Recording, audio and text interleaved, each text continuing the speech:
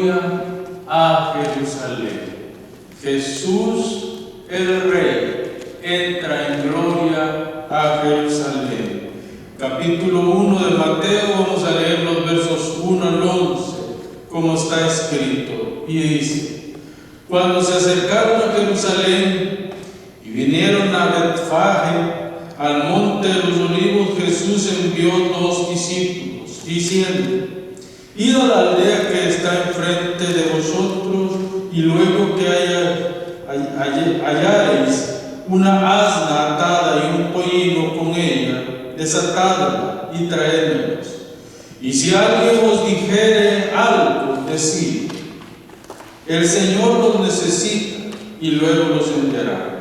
Todo esto aconteció para que se cumpliese lo dicho por el profeta, cuando dijo: decid a la hija de Sión: he aquí tu rey viene a ti, manso y sentado sobre un asna, sobre un pollino, hijo de animal que carga. Y los discípulos fueron e hicieron como Jesús les mandó, y trajeron el asna y el pollino, y pusieron sobre ellos sus mantos, y él se sentó encima, y la multitud, que era muy numerosa, tendía sus mantos en el camino, y otros cortaban ramas de los árboles y las tendían en el camino. Y la gente que iba delante y la que iba detrás aclamaba diciendo: Hosana al Hijo de David, bendito el que viene en el nombre del Señor, Hosana en las alturas. Cuando entró él en Jerusalén, toda la ciudad se conmovió diciendo: ¿quién es este? Y a la gente decía: este es Jesús, el profeta de Nazaret de Galilea. Hasta ahí la palabra de nuestro Señor.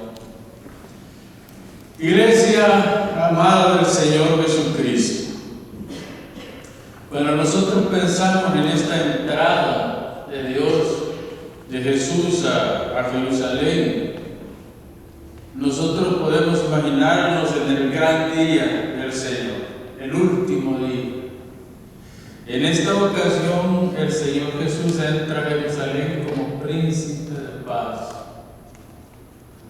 Un hombre que va montado en un burro, pues se sabe que el burro es un animal de carga, no es un animal de guerra. Y en el tiempo de Jesús, pues nosotros podíamos ver que se utilizaban los asnos para llevar carga de un lugar a otro, al igual que los camellos. Pero los caudillos, la gente grande, montaba en caballo. Y cuando un rey, por ejemplo, con su ejército conquistaba un pueblo, una ciudad, todo su ejército, toda la gente de a caballo que iba, se bajaban de sus caballos y solo el rey iba montado en un caballo. Eso significaba gloria, majestad, poder. Pero esa era la clase de caudillo que buscaba Israel. Pero Dios les mandó a uno montado en un asno. Así que vamos a estar viendo esas cosas hoy, para que podamos comprender de qué se trata el Evangelio. Porque en la primera venida el Señor vino como un simple servidor, un simple siervo. Pero en su segunda venida el Señor vendrá con poder y gran gloria sobre este mundo. Así que vamos a hablar de 3 cosas este día. El cumplimiento de la profecía es el primero. La entrada triunfal de Jesús en Jerusalén y la aclamación de la gente por Jesús. Estos son los 3 puntos que vamos a tratar en esta tarde. Y vamos a comenzar con el cumplimiento de la profecía. No sin antes decirles algo.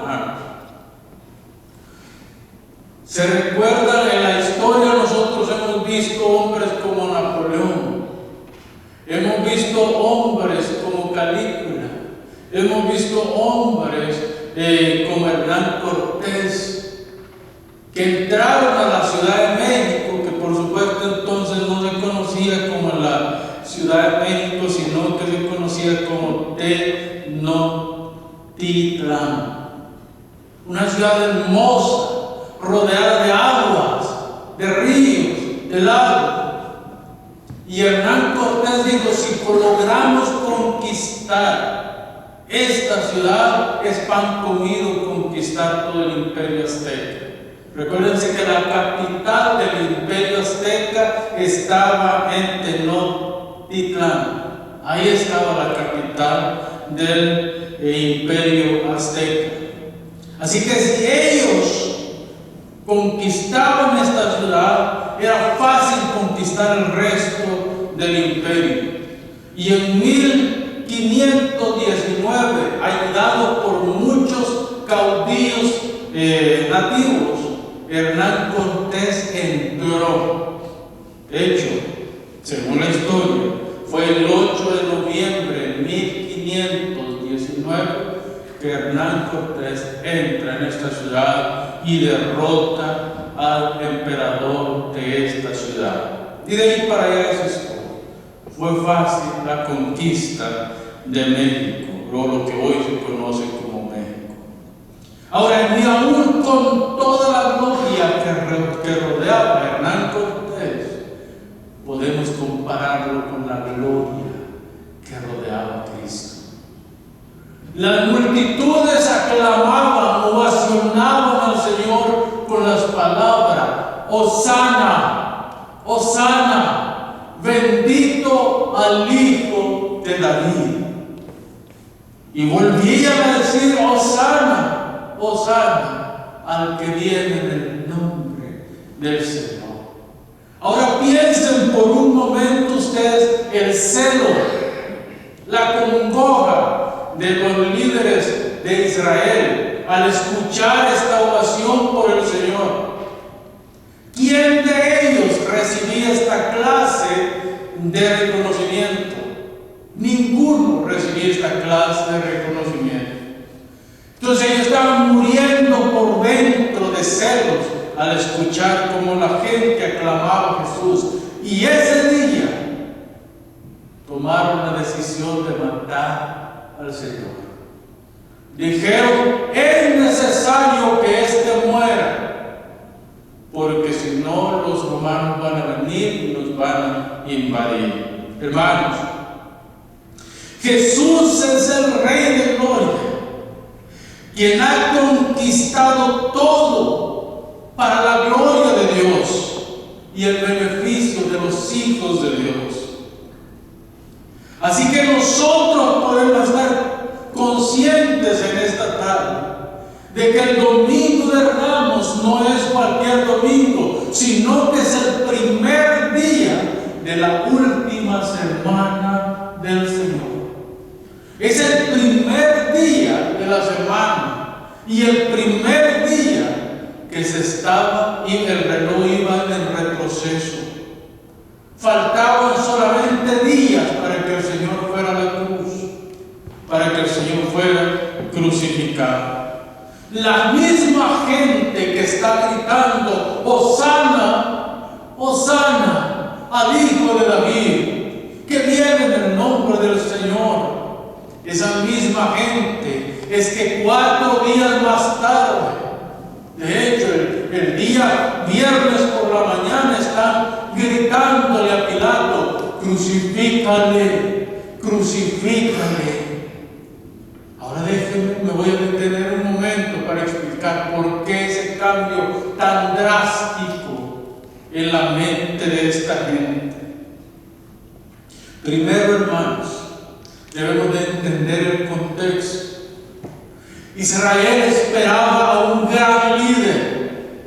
Primero que los librara de los babilonios, después que los librara de los medos y los persas, después que los librara de los griegos y por último de los romanos. Creemos que era el tiempo de Jesús. Ellos esperaban a un hombre como Saúl. Se recuerdan que Saúl no fue escogido por Dios, Saúl fue escogido por los hombres, primero por su gran estatura. Dice que el hombre más grande de todo Israel le llegaba al hombro a Saúl.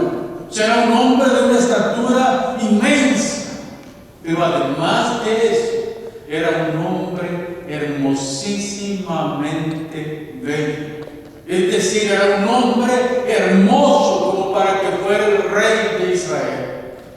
Y el pueblo aclamó a Saúl como rey. Y esa clase de líder como David, un hombre que montaba en mula o que montaba en caballos y libraba a Israel de sus enemigos. Un hombre que era fiero para la guerra. Un hombre que luchaba sin ningún temor. Esta clase de líder era el que esperaba a Israel.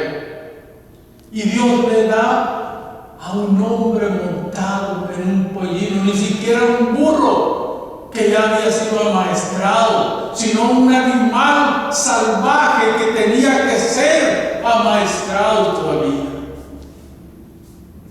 Entonces el pueblo en su algarabía, porque las multitudes, recuerden, se acababa de pasar un acontecimiento grande, pero grande a la vista de los hombres. Y ese rumor se regó por toda Perea, por toda Judea, por toda Decápolis. Se regó el rumor de la resurrección de Lázaro. Eso había tenido lugar apenas 48 horas antes del domingo de Ramos. Entonces la gente está todavía con el calor de que Jesús ha resucitado a un muerto que tenía 4 días de haber muerto.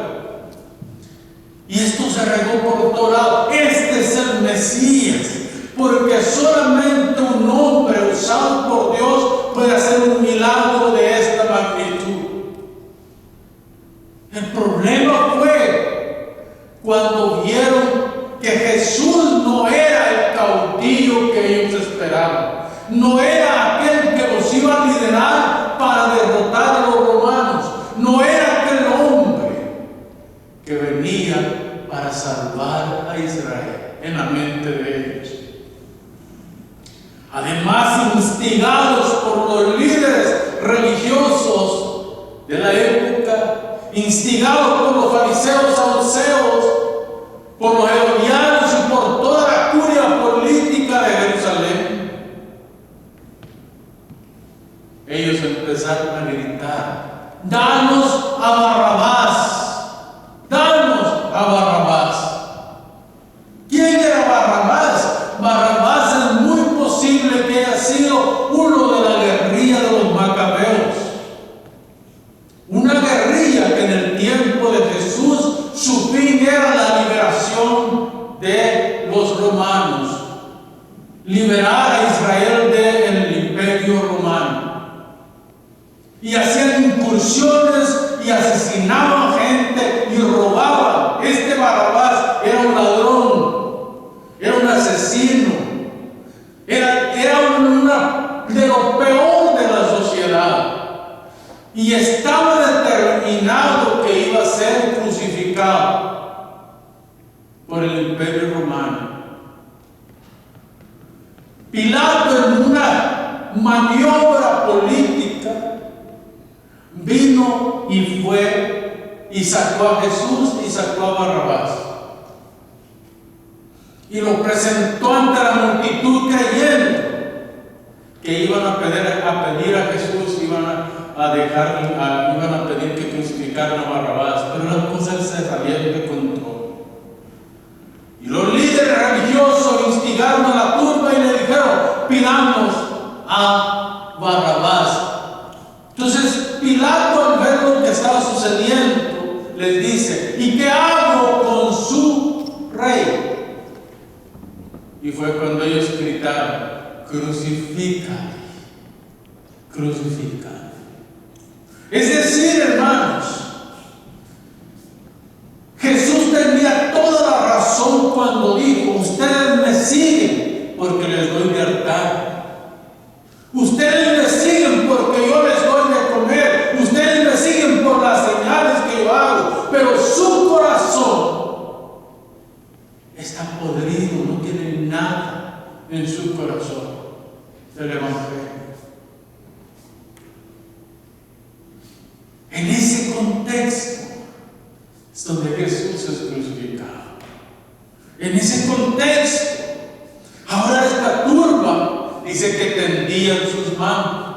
De hecho, hicieron una alfombra como la alfombra roja que hoy vemos en los premios de las celebridades, ¿verdad? Hicieron una alfombra de ramas y de los mantos de la gente, los tendían para que pasara el Señor allí. Porque ellos tenían esperanzas fallidas. Nunca entendieron el Evangelio. Hermanos, déjenme decirles algo. Nosotros no somos mejores que ellos. Nosotros no hemos entendido el Evangelio todavía. El Evangelio es tan sencillo. El Evangelio no es complicado. Lo que hacemos complicado el Evangelio somos nosotros. Con nuestras reglas, con nuestras ideas, con nuestros pensamientos, con nuestras acusaciones entre unos y otros. Pero el Evangelio es Cristo caminando, es el Señor trayendo buenas noticias. Ahora vean lo que el escritor dice. Primero vamos a ir por pasito. Dice que Mateo dice que era un asna y un pollino, ¿verdad? Ninguno de los otros evangelistas, este es uno de los relatos que los 4 evangelistas, Mateo, Marcos, Lucas y Juan, lo relatan. Pero Mateo está agregando a la historia. Dice que le dijo a los discípulos: vayan y pidan. En la entrada van a encontrar un asna con un pollino. Si desátenla y traigan. Si alguien les pregunta, ustedes le van a decir: el Señor la necesita.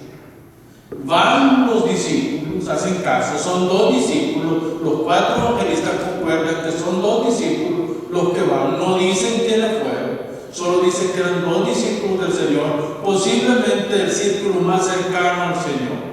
Él tenía un círculo de discípulos más cercanos. Es posible que algunos de ese grupo fueron enviados. Y dice, el relato dice que le está diciendo que no eran los dueños del asna con el pollino, sino que eran otras personas. Lo que le dicen: ¿por qué desatáis al asna? Esto nos dice a nosotros, hermano, de que este asno, este pollino, además de ser muy joven, además de ser un animal que no era maestrado todavía, estaba todavía posiblemente en un estado muy tierno. Pero como son fuertes, los asnos son fuertes, entonces el Señor tenía que montar en un asno que no había sido montado por nadie nunca. Este es un detalle muy importante en el texto. Él no puede utilizar algo que ya fue utilizado. El Señor es Señor. Tenía que ser un animal que no había sido utilizado. ¿Por qué es esto? Porque trae el pollino junto con la asna. Mateo quiere dejar en claro que vienen los 2. Y Mateo dice que los discípulos empezaron a tirar sus mantos sobre ambos, sobre la asna y sobre el asno. Pero Jesús toma el pollino y es en el que se sube. Y cabalga. Y le quitan a la asna, le quitan los mantos y empiezan a tender. Se cree que son los discípulos los que empiezan a tender los mantos. Y la multitud que ha venido de experimentar la resurrección de Lázaro, que todavía están con Jesús, esos empiezan también a aclamar, a ovacionar y a tender sus ramas y sus mantos. Otro detalle muy importante: este es el primer día de la fiesta de los panes y levadura. Es decir, es el primer día de la fiesta de la Pascua. La fiesta de la Pascua eran 7 días consecutivos, es decir, comenzaba el día domingo y terminaba el día sábado. Ahí se terminaba la Pascua, comiendo los panes sin levadura y las hierbas amargas que tenían que comer. Jesús todo esto lo está cumpliendo. Ahora, ¿qué es lo que está cumpliendo Jesús? Bueno, pues está cumpliendo la profecía de Zacarías capítulo 9, verso 9. Por eso es que Mateo dice, vean lo que dice Mateo: todo esto aconteció para que se cumpliese lo dicho por el profeta cuando dijo. El Mateo está citando directamente Zacarías 9:9. Y vea lo que dice Zacarías 9:9.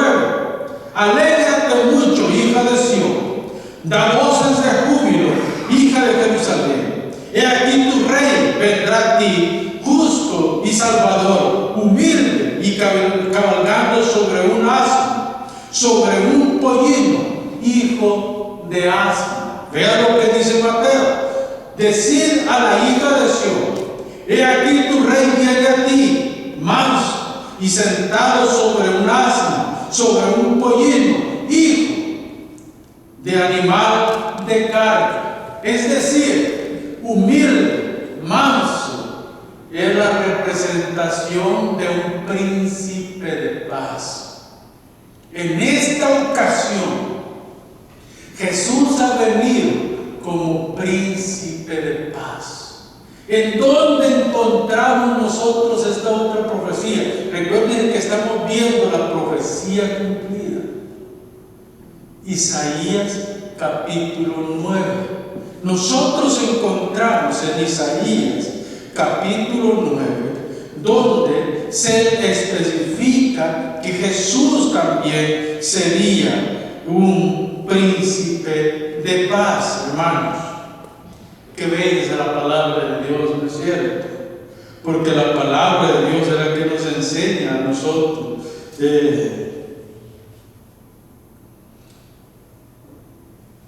Tengo que ver el versículo que es el que estamos tocando en esta oportunidad.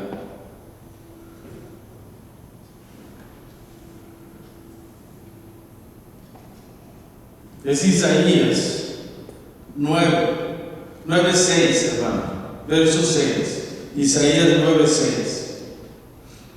Dice: porque un niño nos es nacido, hijo nos es dado, y el principado sobre su hombro, y se llamará su nombre, admirable consejero, Dios fuerte, Padre eterno, príncipe de paz. La palabra que utiliza aquí Isaías es la palabra shalom, con el saludo que se hacían los judíos cuando entraban a una casa, era shalom, es decir, la paz de Dios sea en esta casa. Ahora, cuando dice el príncipe de paz, es decir, aquel que trae una paz que nunca se acabará. Por eso es que Jesús en su primera venida viene como príncipe de paz. Él no viene a hacer guerra, Él no viene a traer disensiones, Él no viene a traer muerte, Él no viene a traer, más bien Él viene a morir por los perdidos. Él viene a morir por el pueblo de Dios. Por eso es que el siervo sufriente presentado por Isaías 53 es uno que se despojó de su gloria, se despojó de quien era para traer libertad, sanidad y perdón de pecados a la humanidad. Este era Jesús en su primera venida. Ahora vean lo que es Jesús en su segunda venida. Apocalipsis capítulo 19. Desde el verso 11. Entonces vi el cielo abierto y aquí un caballo blanco, y el que lo montaba se llamaba Fiel y Verdadero, y con justicia juzga y pelea. Sus ojos eran como llama de fuego, y había en su cabeza muchas diademas, y tenía un nombre escrito en su muslo que decía, vea bien, el Verbo de Dios. Es decir, este hombre, este caudillo, este libertador, este guerrero que viene en las nubes del cielo en un caballo blanco, que el caballo blanco, además de que significa pureza, significa autoridad. Viene juzgar a las naciones.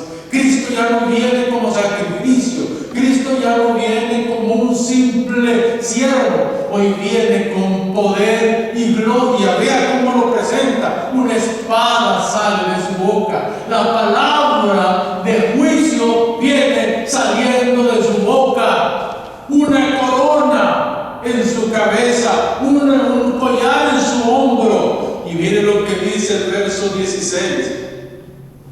Y en su vestidura y en su muro tiene escrito este nombre: Rey de Reyes y Señor de Señores. Es decir, hermanos, el Señor ya no viene como siervo. En su primera venida Él vino como siervo. En su segunda venida Él viene como Señor de Señores, para juzgar al mundo.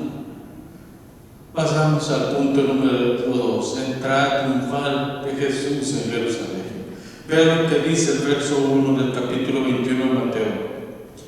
Cuando se acercaron a Jerusalén y vinieron a Betfagé, al monte de los Olivos, Jesús envió 2 de sus discípulos diciendo: id, a lo que ya les dije antes. Es importante el nombre de esta aldea. Los otros evangelistas dicen que también estaba Betania. Entonces Betania y Betfagé eran 2 ciudades, 2 aldeas que estaban en las laderas del monte de los Olivos, más o menos como a unos 8 kilómetros de las afueras de Jerusalén. Entonces estaba bastante cerca. Betania era la aldea donde vivía Lázaro, María y Marta. Entonces está muy cerca de Jerusalén, donde Jesús resucita a Lázaro. Pero en esta ciudad que él menciona, la Betfagé, esta ciudad es donde estaba el pollino. Entonces es muy posible que los discípulos, antes de entrar a Jerusalén, todavía están en las faldas, es decir, saliendo al valle del monte de los Olivos. Le dice: vaya, que en tal aldea ahí va a haber un animal amarrado, traigan para que yo lo monte. Todos estos detalles son importantes en el texto bíblico porque nos dan claridad, no solamente para entender lo que está pasando, sino para entender quién es Jesús. Vamos al Salmo 48, 1 y 2. Hermanos, el Salmo 48, 1 y 2 es importante en este relato también, porque mira lo que dice: grande es Jehová y digno de ser en gran manera alabado en la ciudad de nuestro Dios, en su monte santo. Hermosa provincia, el gozo de toda la tierra es el monte de Sión, a los lados del norte, la ciudad del gran rey. Jerusalén en la historia bíblica ha jugado un papel muy importante. Aun cuando era todavía una ciudad de los jebuseos en el tiempo de Josué. Recuérdense que Jerusalén fue la última ciudad en ser conquistada, porque era una ciudad muy fortificada. Jerusalén ha jugado un papel en todo el desarrollo histórico, y del cielo desciende la nueva Jerusalén. En el día del Señor va a descender también una tierra nueva y un cielo nuevo. Y esa tierra nueva va a estar asentada en la gran Jerusalén. Entonces, ¿por qué dice el salmista en forma de prosa? Esta es la ciudad del gran rey.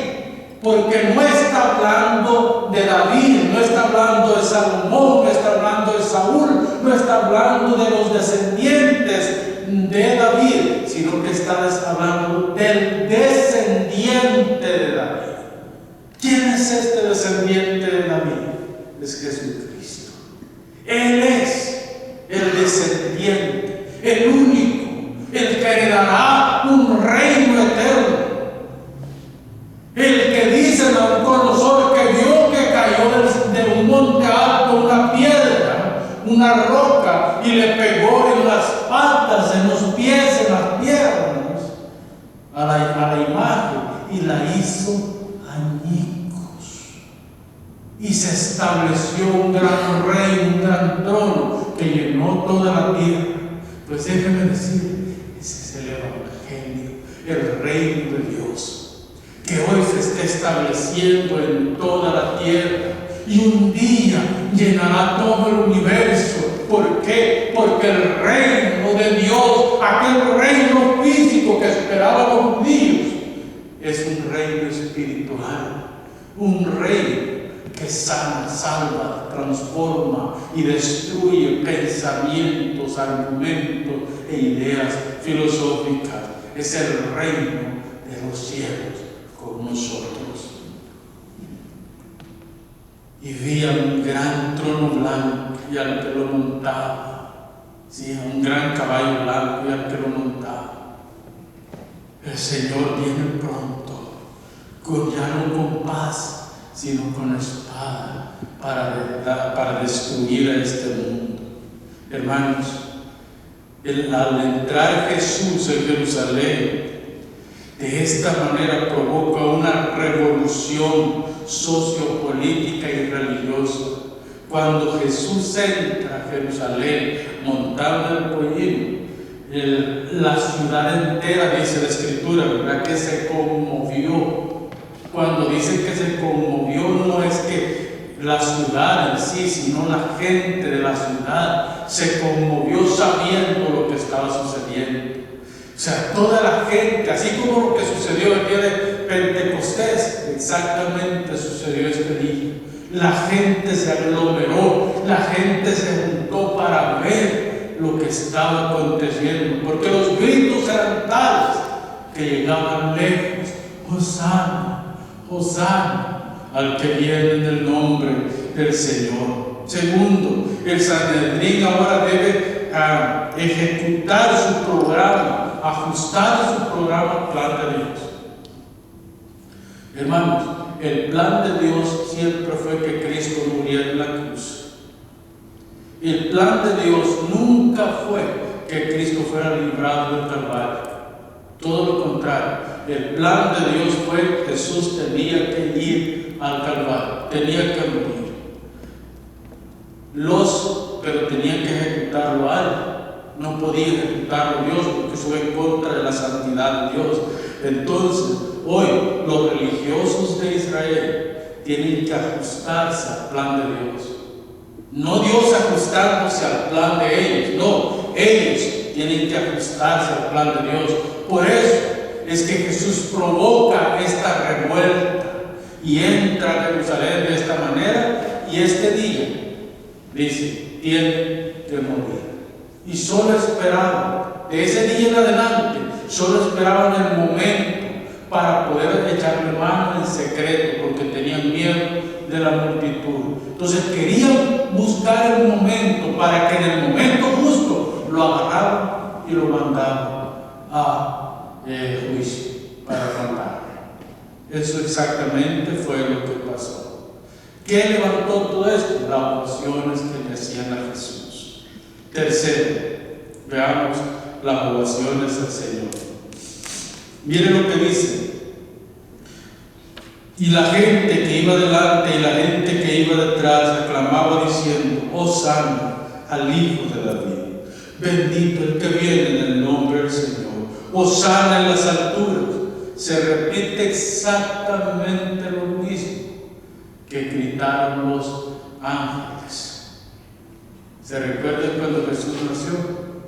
Capítulo 2 ¿se recuerdan del versículo que leímos, hermanos? Lucas capítulo 2. Lucas capítulo 2, allí se nos narra cómo los discípulos, los ángeles, capítulo 2, verso 13, especialmente el 14, que dice, del verso 13, y repentinamente aparecieron con el ángel una multitud de las huestes celestiales que alababan a Dios y decían: Gloria a Dios en las alturas y en la tierra paz y buena voluntad para con los hombres. Vean lo que dice Mateo. Mateo dice: Hosana al Hijo de David. Está pronunciando Mateo, está dejando, recordemos una cosa, que Mateo le escribe a los judíos.